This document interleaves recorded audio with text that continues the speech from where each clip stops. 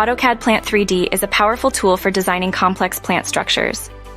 This guide will walk you through the basics of steelwork modeling, focusing on setting up and creating structural models. To begin, set up your structure by opening AutoCAD Plant 3D and navigating to the Structure workspace.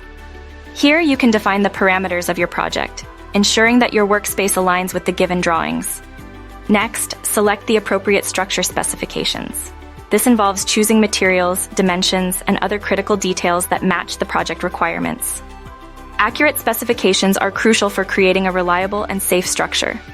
With specifications in place, start modeling the structure based on the provided drawings. Use the modeling tools to create beams, columns, and other essential elements. Ensure that each component is accurately placed and dimensioned. Identify key components such as bracing, staircases, vertical ladders, and service platforms. These elements are vital for the functionality and safety of the structure and must be clearly marked on your drawings. Finally, create models for each identified component. Use the drawing as a reference to accurately model bracing, staircases, vertical ladders, and service platforms, ensuring they integrate seamlessly into the overall structure.